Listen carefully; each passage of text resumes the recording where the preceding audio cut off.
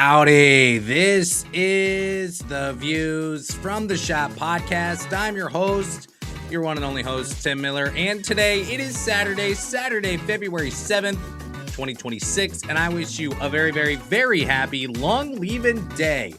On today's show, we've got another big one here for the Buckeyes taking on Michigan tomorrow, 1 o'clock on CBS. This is a big-time game for Ohio State. It's another quad one opportunity for the Buckeyes, and not only that, but it's a chance to add their first signature win to their resume of the season. Right now, the resume as it stands, it's really not bad, but everyone sees Ohio State as a first four out team right now due to the fact that even with 0 quad 3, quad 4 losses, even with some road wins mixed in, even with some quad 2 wins as well, and not a bad quad 2 record, they do not have a single quad 1 win right now. Northwestern continues to fluctuate up and down. Whether or not that'll be a quad 1 win by the end of the year, I don't know.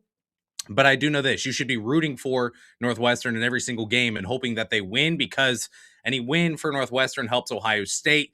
As long as they can stay in the top 75 in the net, it'll be a quad 1 win for the Buckeyes. So today, we're going to preview Ohio State taking on Michigan. It's going to be a different approach. What you're used to on these types of shows is most likely you're getting a background about the team. You're going to learn about their offense and defense. I'll get into keys to the game for Ohio State to win, and then I'll give my prediction, right? Well, on today's show, we already did all of that for Michigan like 2 weeks ago, so I'm not going to do that again. Instead, I'm going to go through some thoughts, some questions. I'll kind of refresh you on what happened in the last game, and then we'll kind of go from there with getting into what the BIP says about this game, and that's how you get a preview in this one for Ohio State, Michigan. So it's a different approach, but I think it'll be okay. I think we can all do this together. So as we get into this, if you're watching on YouTube, please like the video and please make sure that you're subscribed. I want to get to 300 subscribers on YouTube before we get to March. It's more than doable, especially if you don't mind helping me out there. So please subscribe on YouTube. If you're on podcast, make sure you're subscribed there as well. Give a 5-star review. I got a couple 5-star reviews on the show this week. Don't be that guy who hasn't given a 5-star review yet to the Views from the Shop podcast on Spotify, Apple Podcasts, wherever you listen. And of course, follow on all the socials as well. Twitter, Instagram, you get a bunch of coverage from me there. And the Substack, Views from the Shop podcast.substack.com. Whole bunch of other coverage on Ohio State basketball there. It's the only hub exclusively for Ohio State basketball. And if you're watching on YouTube, you're going to see some stuff today, okay? So just be advised on that. So I guess to start previewing this game, we must look back to Ohio State's loss to Michigan. And look, this is an Ohio State basketball podcast, okay? I had Michigan fans kind of infiltrate, especially on YouTube, the last time we talked about Ohio State, Michigan. This is going to be more Ohio State-centric, but it's for everyone, really. If you're here from Michigan, welcome. I hope you lose, and please be respectful in the comments. You guys were a little angry last time. You won by 12. Relax. So the last time Ohio State and Michigan played, just a couple of weeks ago, Ohio State played with Michigan for 30 minutes.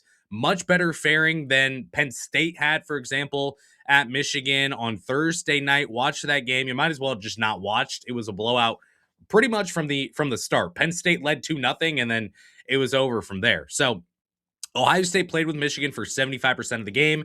They played with him for 30 minutes. Ohio State went on an 8-0 run early in the second half. It forced a timeout from Dusty May. And at that time, Michigan had its lowest win probability of the entire game. This comes from ESPN. At the time Dusty May took the timeout, Ohio State 8-0 run.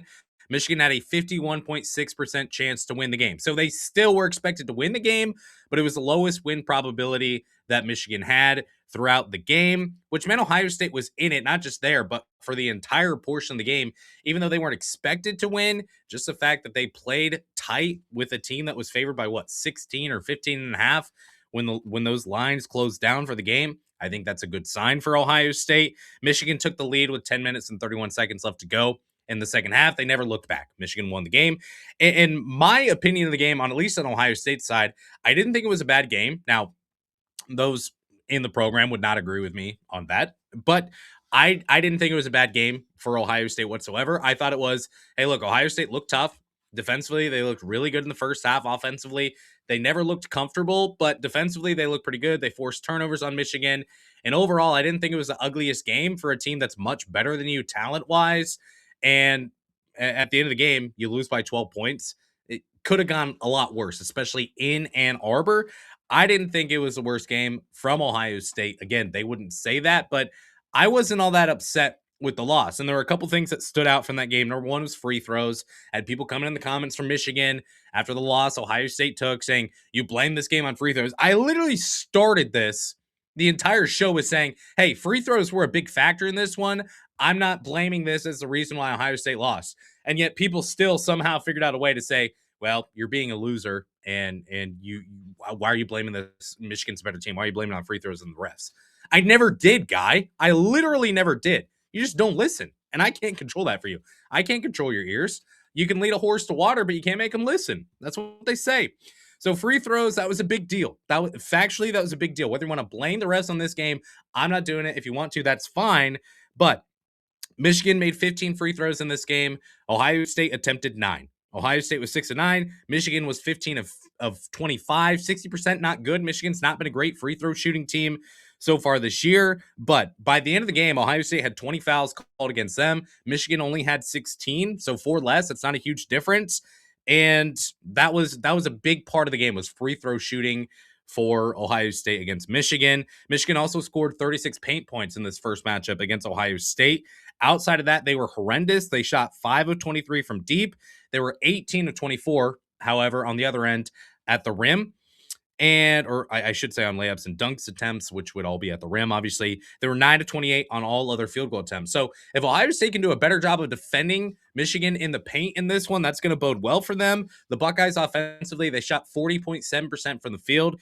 In the first matchup, John Dooley Jr. scored 22 points, led all scorers in the game, 9 of 17 shooting, 4 of 10 from deep for John Dooley Jr. The issue, however, in this one was the fact that without John Mobley Jr., Ohio State shot 34.9% from the field. All shooters not named John shot 34.9% from the field. That's not going to get it done. One other note as we get into transition down to preview mode for this one. The Ohio State basketball team had mechanical issues on their plane as they were looking to head home from College Park after the win over Maryland and head back home to Columbus. Why do I think this is a good thing? Well, first of all, I think it's a good thing. I don't think it's a bad thing. I'll share why with you here in just a second. They took off a little after noon, is what I was told. 12 Eastern on Friday, yesterday. I asked one if they had fun. Simple response, no. So they didn't have any fun. Here's what I will say, though. I think a sucky situation like that that's completely out of your control is not a bad thing when you're about to play a really, really good team. Now, the probably not casual, but the majority of people would say, I mean, how is that a good thing? You have less time to prepare for probably the best team in the Big Ten. I would say easily the best team in the Big Ten. But even if you're not sold on Michigan fully as being the best team in the Big Ten, maybe look at Nebraska, maybe look at Illinois, that's fine, or even Michigan State. Michigan's obviously already won all those games. But I think it's a good thing because it's kind of, look, we got another stumbling block here. We've got to band together. We've got to work hard. Our attention to detail is going to be that much greater. We're going to work that much harder in practice. We're going to pay that much more attention because our time to get prepared for this game went from here and now it shrunk to here. And I think for that reason, it's probably not a bad thing for Ohio State. So as we get into this game, again, I've got some questions. I've got some overall thoughts. I opened this up on Twitter. I don't know. I might have some more comments here that I'm probably not going to be able to get to, which I do. I won't be able to get them all. I didn't really expect to, and that's okay. But I have thoughts. I have questions. You have thoughts. You have questions. Let's get into that at this point. My biggest question for Ohio State in this game, it centers around Bruce Thornton. And Bruce Thornton has been the guy for Ohio State for now 4 years. Obviously, in year one, you had the Bryce Sensabaugh. You had some supporting cast help from some little boy named Roddy or something like that, little Roddy. But outside of that, this has been Bruce Thornton's team for 3 years now. There's been the Jameson battles of the world and all that stuff, right? But this has been Bruce Thornton's Ohio State team for 4 years. And for 4 years, Ohio State has not been able to make it to the NCAA tournament. Now, Bruce Thornton, a lot of people give a lot of attention to Colin White's comments heading into the Michigan game, but I think what we need to remember is what happened from Bruce Thornton heading into this season. He told Adam Jardy of the Columbus Dispatch before the year, he said, quote, "We're going to beat them twice before I leave out. I feel like we're very capable this year of making that happen," end quote. So Bruce Thornton added a little fuel to the fire. Dusty May said, "Yeah, we talked about Colin White's comments before the game, the first time these two teams met. Didn't mention Bruce Thornton, and those comments are not getting a lot of traction." Here's the thing: Bruce Thornton said what he said, and he's already wrong. They're not going to beat Michigan twice unless Ohio State wins this game and then wins in the Big Ten tournament or in the NCAA tournament. Or I guess they could technically lose both of these games and then they could win in the Big Ten tournament and win the NCAA tournament. Maybe Bruce is right, but probability right now is pretty low at this point. So he's already wrong there, but he added some trash talk to this game. And I think we have to remember, how has Bruce Thornton played so far against Michigan across his career? As a sophomore, he scored 17 and 19 points.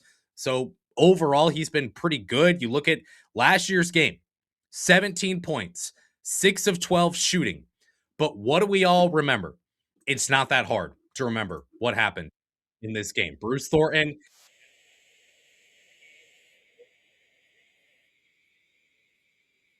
stumble a little bit on an up and under, and Ohio State unable to win the game. He had a shot on Danny Wolf, pump fake up and under. Danny Wolf falls to his knees, and everyone, I mean, just look at the bench. If you're watching on YouTube, look at what everyone looks like. Colin White's got his arms up in the air. Braylon Nash is fired up. You got Austin Parks, old friend, with his arms up in the air as well. And unfortunately, Bruce Thornton, he airballs a wide open bunny from what, 2-3 feet out from the rim. I mean, I don't even know if he was in the restricted area. Let's see. Yeah, I mean, he's in the paint. He's not quite in the restricted area, but he misses that shot. And for all intents and purposes, that's the game for Ohio State. 2.8 seconds left to go. Ohio State has to foul. It's over at that point. So I think the lasting impression of Bruce Thornton at this point for a lot of people has been, he's really, really good, but he could not help Ohio State win in crunch time. And because of that, now we look at what happened in the Michigan game this year. Bruce Thornton, 10 points, 3 of 11 shooting. That's his worst field goal percentage of the season in a game for Bruce Thornton. And overall scoring production for Bruce Thornton, those 10 points, the second least that he scored in a game this season for Ohio State. So as you look back at the game that Ohio State played just this past year, just a couple of weeks ago, I think that, look, we see a game where Michigan, they come out and they play with a lot of fire. And Bruce Thornton, my expectation was, you're going to come out and you're going to play with a lot of fire too. The game started from Michigan with an alley-oop dunk from Adai Mara with like 5 seconds into the game. And Bruce Thornton was unable to do anything for Ohio State as a part of this game, where he has his lowest scoring production and his lowest field goal production overall, one or second lowest across the entire season. And I think that was a huge issue for Ohio State. Just the fact that Bruce Thornton not able to get the job done after he does the trash talk. I think that's my biggest point at this point, is that he does the trash talking. He says that Ohio State's going to beat Michigan coming into the season twice. They don't do it once, and he does not play well whatsoever. So my biggest question for Ohio State and Bruce Thornton in this game is, does Bruce Thornton step up, and does he actually play good basketball for Ohio State in this one? Because there have been big games this year where he's played well, but there's also been big games across his career and this year where he has not stepped up. And not only that, has he not stepped up, but he's just not been aggressive. I mean, he took 11 shots the last time Ohio State played Michigan. That's not enough for probably, I mean, your best player for sure, probably your best scorer. Maybe John Mobley Jr. is, I don't know, but he's got to step up in this game, and he's got to put the team on his back. And kind of like I've said before, if he takes 17 field goal attempts in this game and Ohio State loses, hey, at least Ohio State went down firing with Bruce Thornton. I think Bruce Thornton needs to step up in this game. I think he needs to be the guy who can carry the weight for Ohio State in this one. And generally, John Mobley Jr. is going to be the first player getting a shot for Ohio State. That's what we've seen game after game after game this year. Maybe it needs to be Bruce Thornton. Maybe it needs to be get the ball to John Mobley Jr. He's got an opportunity for a three. Two Michigan players crash at him. We swing it at Bruce Thornton, and he can hit a three for Ohio State. Bruce Thornton needs to step up in this game for the Buckeyes. Next kind of question here I have on this one for Ohio State. Will the Buckeyes supporting cast step up for Ohio State in this one? And this is where we got a question for who I would say is a friend of a show, and we're watching on YouTube, and we got to rotate it. We got to straighten this up here. Sorry. Come on. That's better. That's better. Sorry, Mr. Ohio Divided. I'd call him a friend of a show at this point. So he asked the question, dude, does Ohio State have enough to hang with Michigan's 9-man depth? Ohio State played with them for 30 minutes the first time around, but the difference in depth and depth, what is that word? It's ugly in the last 10 minutes. I can't even read what that word is. Sorry, Ohio Divided. But to answer this question overall, look, I think that one of the biggest things I look at right now is Ohio State's depth. It's depleted without Brandon Knoll, obviously without Josh Ojawuna, but Michigan is the deepest team in the country right now. They are full stop. Michigan's the deepest team in the country. No one's running 9-man rotations like Michigan. We talk about the scoring that Michigan has with so many different players who can score, which means no one's scoring anywhere close to 20 points per game or anything like that. Even with the talent of Yaxel Lindenborg, even with the talent of a Daimara, no one is up there scoring the points or putting the minutes in. Ohio State does not have the overall depth that Michigan has. But what Ohio State does have and what it doesn't need 9-man depth. What it needs is John Mobley Jr. to step up in this game. I think that's the first thing I look at is you don't necessarily need one player to step up, and you don't necessarily need Bruce Thornton to score 25. I don't think that's a bad thing because it could be John Mobley Jr. It could be Devin Royal. It could be Christoph Tilley. It could be Tayson Chapman coming off the bench, who's been huge for Ohio State, obviously. But I think that as you look at the production of what you got from Ohio State in the last game against Michigan, it was not enough. John Mobley Jr. was the only player to contribute. You saw Devin Royal score 4 points. You saw Bruce Thornton have 10. Christoph Tilley did have 17. Outside of that, you had Amari Bynum with 5, and Ivan Nagovin and Colin White both scoring 2 points. Gabe Cupps did not score in 7 minutes. Tayson Chapman did not score in 6 minutes, and Puff Johnson, obviously, he looked a little rusty in that game. He only played 5 minutes as well. So, look, in order for Ohio State to win this game, it's going to have to come down to Bruce Thornton, for example, scoring 19, John Mobley Jr. having 24, Devin Royal having 16, Christoph Tilley having 15, Tayson Chapman coming off the bench providing 9, something like that. That's going to have to be what Ohio State gets in this one. And I will say, too, we had another question here from Tyler Jeffers. Devin Royal has been inconsistent for large portions of the year. He can be the most important ingredient for Ohio State in this one. Will Sunday be a high production or low production game for Devin Royal? Here's the thing. I want to agree with the sentiment that Devin Royal has been inconsistent so far this year, but he's been in double figures in every single game but 4 so far this year. And his lowest scoring game came against Michigan, where he did score just 4 points. So obviously that's not a good sign for this one. Against Maryland, he scored 7.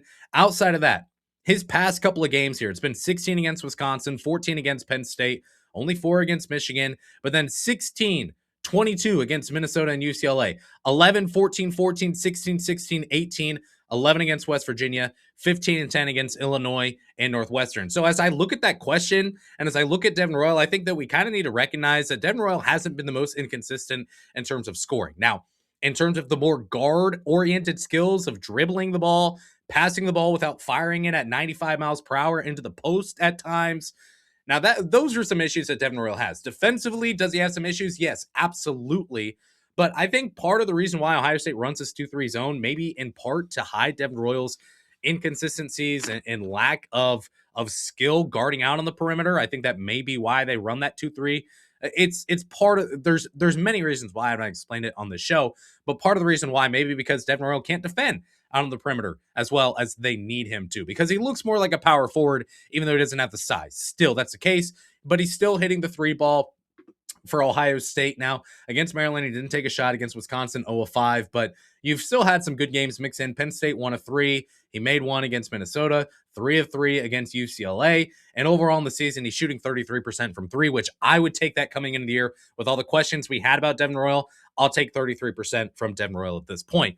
So, all that said, Devin Royal's scoring production, it hasn't been all that inconsistent, but he needs to probably get to what? 14, 15 points for Ohio State to have a shot in this game? That's one question that I have as well on the Buckeyes in this one. Now, other questions I've got. Can Ohio State find better shots? That's a big one I've got in this one. As you look at what Ohio State did, and I told you this after the game for the Michigan game, Ohio State was not happy with their assist rate that they had against Michigan. In this game, for the Buckeyes, let me get there just a second, please hold. Ohio State had a very, very poor assist rate, and they had very, very poor assist production. They had 9 assists in the game, and their assist rate was 37.5%. That would be good for 14th percentile in college basketball so far this season. So Ohio State was very, very poor as it relates to their ability to.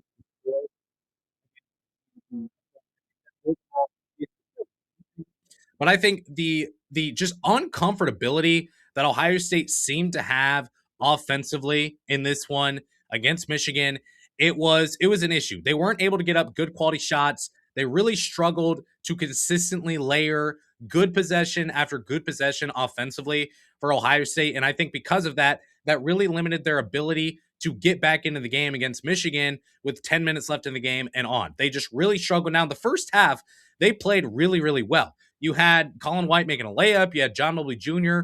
Obviously, he was really good across the entire game, but he made some shots for Ohio State. Christoph Tilley wasn't so bad in the first half either. But overall, offensively, Ohio State struggled, especially as you got into the second half. I think they had a lead of like 20-12 in the first half. But man, Ohio State, they've got to play better when it comes to putting together good offensive possessions for the course of 40 games against Michigan, because it quite frankly, first matchup, the shot quality, it just wasn't good. And even if you look at their shot chart for Ohio State, they only shot 7 shots at the rim, which is not enough whatsoever. 12% of their shots came from the rim in the first matchup against Michigan. Division I average is 31.6%. So they were well below average where they want to be, especially this is a paint-centric team scoring, whether it be Bruce Thornton or Christoph Tilley or Amari Bynum. They all want to score at the rim or in the paint. Devin Royal the same way. So Ohio State was good. They were 5-7. They just didn't take enough shots. In the paint, they were 8 of 16. That's not bad in terms of the amount of shots they got in the paint, but overall, good field goal percentage. Outside of that, they were really, really bad in the mid-range at 3 of 9, and from 3, they were not good enough. So I think that part of the game, Ohio State needs to be better for sure. And as we look into this one, we'll see if they can do it just a little bit better. Now, another question I've got. Will Ohio State really, truly, actually pack the shot? This is a question as well from Chuck Stymie on Twitter. How full can the shot get? Look, I look back and look at the numbers, okay? Ohio State against UCLA this year. This is a home game, Saturday afternoon. There's no reason why they can't have a bunch of fans at this game. They were just under 13,000. That's horrible. That's horrible for a Big Ten game against a blue blood when you're well within reach of the NCAA tournament. And it's a Saturday afternoon game when football season does not exist at this point. So that number's not good enough. However, last year, when Ohio State played Michigan at home, they had 18,000 people there, including myself, at the game. In the Purdue win 2 years ago, Jake Diebler's first game as interim head coach, they had a couple more hundred than the Michigan game. So I think they're at like 18,300 something during that game. So from what I can understand, I think Ohio State will be packing in the shot in this game. I think there will be a lot of fans. Here's what I'll say. I hope Roddy Gale Jr. continues to get booed every single time that he touches a basketball. Why? Do I have anything personally against Roddy Gale Jr.? No, I don't. I've said this before. Do I make fun of him? Yeah. I mean, it plays well with the Ohio State fans. Why not? But look, I hope the fans boo him because it gives energy. And you know what I'll say? The players like that. I'll just, that's as specific as I'll be. The players like when Roddy Gale Jr. gets booed every single time he touches the basketball. I hope the fans continue to do that and they don't forget who Roddy Gale Jr. is 1 year removed from what happened, right? So that part I think is good. I do think there's going to be a lot of fans in attendance for this game.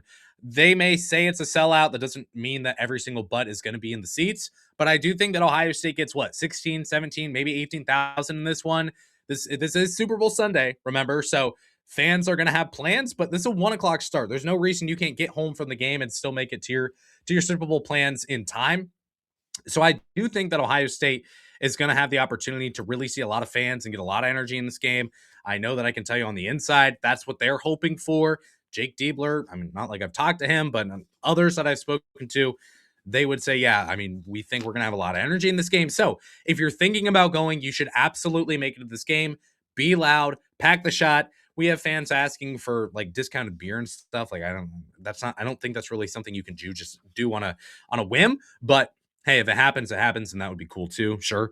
But yeah, I do think Ohio State, they do pack it out in this one. That's a question I have though. What's the atmosphere overall going to feel like in this one? I think it's going to feel pretty good. And again, we have fans who say, well, the shot sucks and the atmosphere of the venue, blah, blah. And I don't disagree with any of that. What I will say is that, hey, fans made it work in 2007. Fans made it work in 2011. Fans made it work in 2013 when this team was really good. It takes a good basketball product to get butts in seats and get them loud. Look, this is your chance to get loud because it's really this game. It's Purdue for the rest of the year. And Indiana on Senior Day, probably going to be a big one too. All right. Closing thoughts on this game is this. Jake Diebler's Ohio State Buckeyes have had the ability to pull off a win just like this. And every single season that Jake Diebler has been head coach or interim head coach at Ohio State, you look at his first game ever as interim head coach at Ohio State, he pulls off a monumental upset against number 2 Purdue, and fans go crazy. You storm the court. Ohio State was an 8.5 point underdog in that game against Purdue. They win 73-69. Insane game, insane win for Ohio State, but the Buckeyes pulled it off. Now, last year, under Jake Diebler, they beat Purdue again, this time on the road, 73-70. And again, it was as an 8.5 point underdog. So 2 straight games where Ohio State wins against Purdue as 8.5 point underdogs. And then last year, they also beat a very good Maryland team. You shouldn't let what's happening right now in College Park kind of distract you from what Maryland was last year when Ohio State beat them. They beat them 73-70 in overtime, a very thrilling game as well. Ohio State was a 2.5 point favorite. But according to the metrics, if this is a neutral site game, and especially if this is at Maryland, Maryland is the favored team. Maryland on the neutral site is the better team. Ohio State won that game in crunch time. So that's 3 games where Ohio State has had the ability to punch above their weight and win a game, in a game that maybe they shouldn't win, but it's a team that on a neutral site has more talent. So now, as we head in this game, Ohio State against Michigan, Michigan projected to be a 9.5 point favorite, according to the BIP here from the Views from the Shop podcast. This is going to be another game where Michigan is favored, where Ohio State's not seen as a team that should win, and Ohio State's going to have a chance to shock the world. Again, they took care of business against Maryland, and they looked really, really good.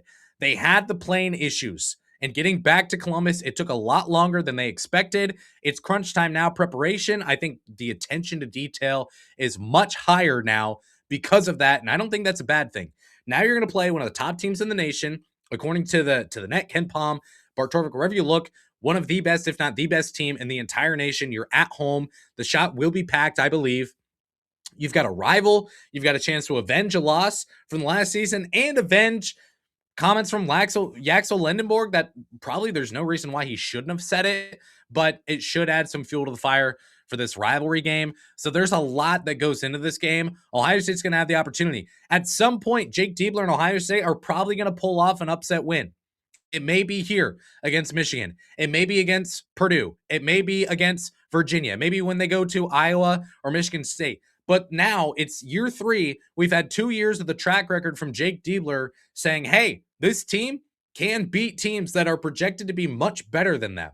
And they've won those games. So now this is the opportunity for Ohio State. They're going to have the chance to do it here in this one. And I would not count Ohio State out whatsoever in this game. 1 o'clock, CBS. make sure you're there. Hey, actually, make sure you're at the shot if you can make that work. If not, make sure you're watching the game. Obviously, we will be back to recap this game. I'll give my thoughts, my takeaways, my instant reaction from Ohio State against Michigan, and hopefully do it before the Super Bowl starts so that you can have some little pregame content as you wait for the Super Bowl to take place. Maybe you're making some wings. Maybe you're cooking up some food, making some dessert, whatever. Running some errands before the game. This will give you the opportunity to have something to listen to, I guess I'll say. So until next time, I appreciate you listening to today's show. Please like on YouTube. If you're still here, subscribe as well. But until next time, I shut up. Before you shut me off, go Bucks.